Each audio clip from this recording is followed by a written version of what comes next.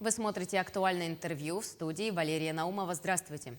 В год столетия Якутской ССР Департамент ветеринарии отмечает 125-летний юбилей. С какими итогами встречает свой юбилей ведомство, нам расскажет руководитель Департамента ветеринарии Республики Саха-Якутия Петр Петров. Петр Илокич, здравствуйте. Добрый день. В этом году, как мы уже сказали, Департамент ветеринарии отметит 125-летие со дня образования.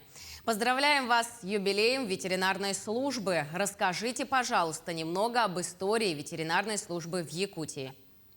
Если пролистать страницы из истории, в 1897 году в России, царской России, был введен закон об отделении ветеринарии от медицинского управления и создания отдельной государственной ветеринарной службы.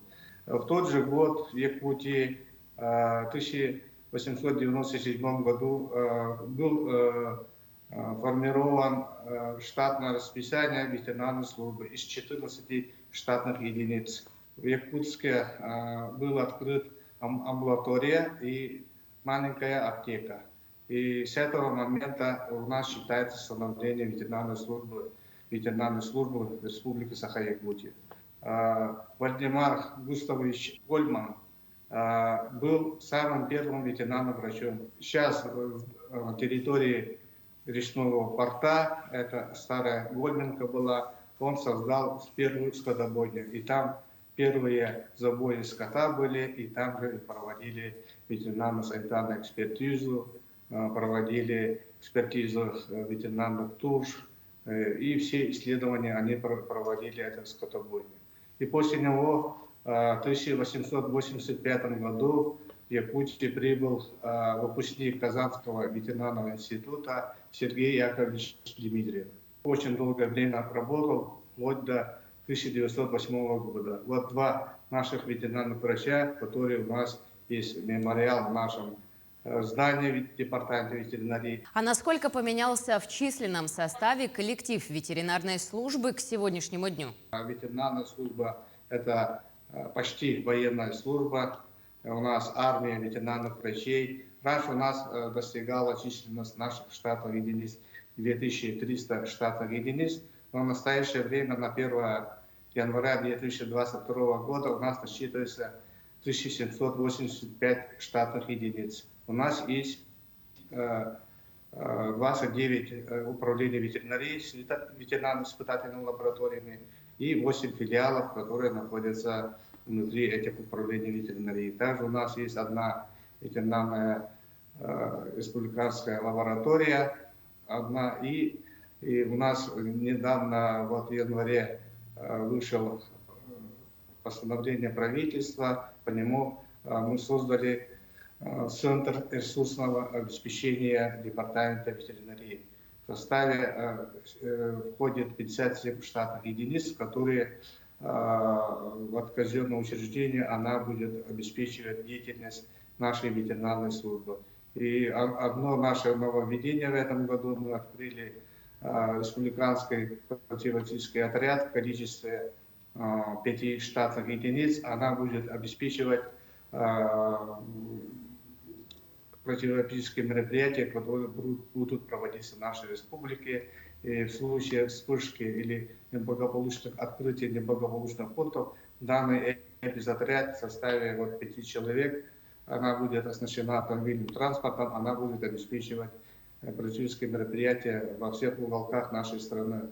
И второе у нас новшество: в 2021 году мы ввели республиканский склад временного хранения для лекарственных препаратов в поселке Жатай. То есть мы будем обеспечивать все ветеринарные управления медикаментами, лекарственными препаратами, всей подведомственных организаций Департамента ветеринарии.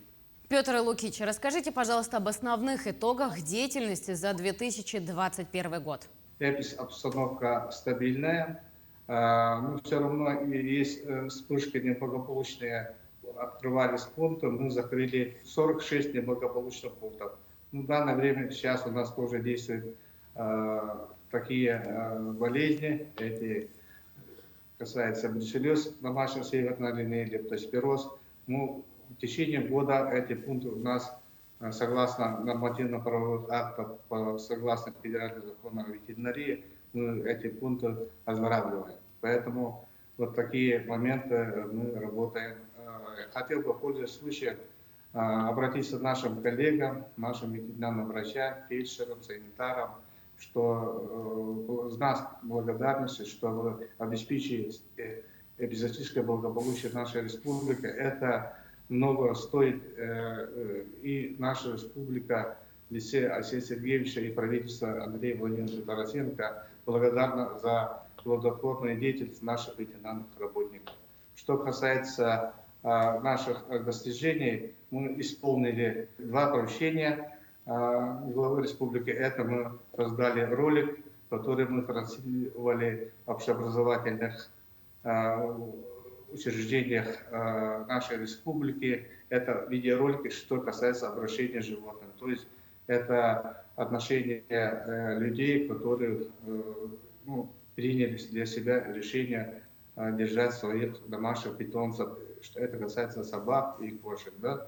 Вот. И на эти слайды мы транслировали в центральных кинотеатрах нашей республики. Поэтому у нас идет профилактическая превентивная работа для обращения животных, которые мы должны придерживаться. И 2 наших поручения – это создание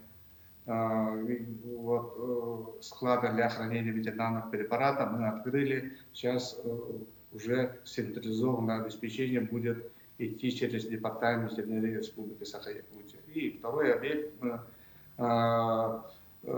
построили дополнительный корпус для лабораторных исследований, который мы будем используем этих лабораторных животных в целях диагностики и анализа инфекционных заразных заболеваний. Поэтому мы очень благодарны нашему правительству и главе нашей республики Алексею Сергеевичу, что дали такую возможность и средства обеспечили исполнение даже поручений, которые мы исполнили в срок.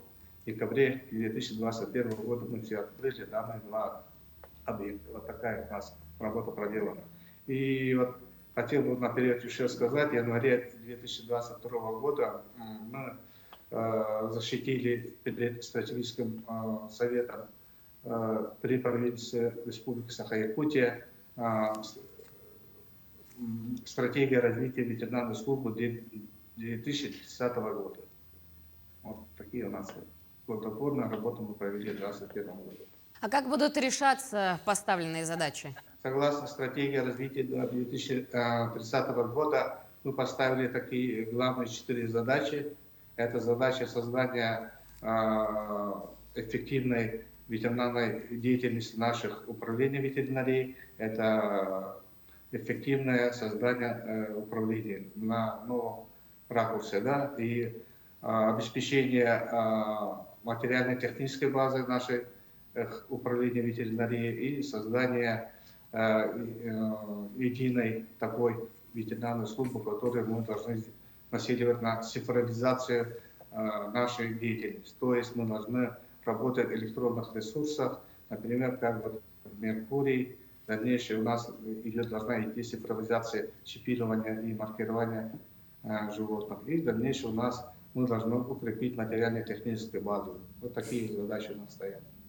А давайте подробно поговорим о проекте «Земский ветеринар». Что это вообще в целом такой за проект?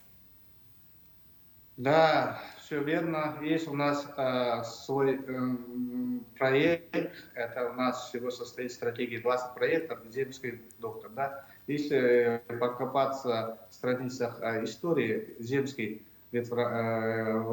врач, да, это было создано в царской России, начиная с наших ветеринаров. Да? Поэтому мы ввели такой проект, что выпускникам, ветеринарным врачам и фельдшерам, которые должны идти в отдаленные наши районы, да, нашей республики, поскольку у нас сейчас имеется кадровый дефицит, и данные ветеринарные врачи, специалисты, которые будут выезжать в сельской местности нашей республики, должны получать 1 миллион по земскому ветеринару, и мы должны оплачивать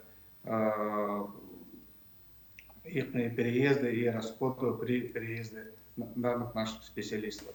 Это подобие, которое сейчас у нас работает, это по врачам, которые идут в крайний север, это по медицинское образование нашим врачам.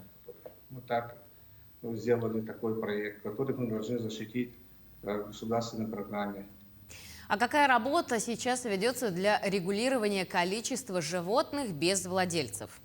Данные полномочия передали 2014 года органам местного самоуправления, то есть муниципальным образованием районов нашей республики. И 2014 года все эти функции исполняет муниципальное образование городские округа.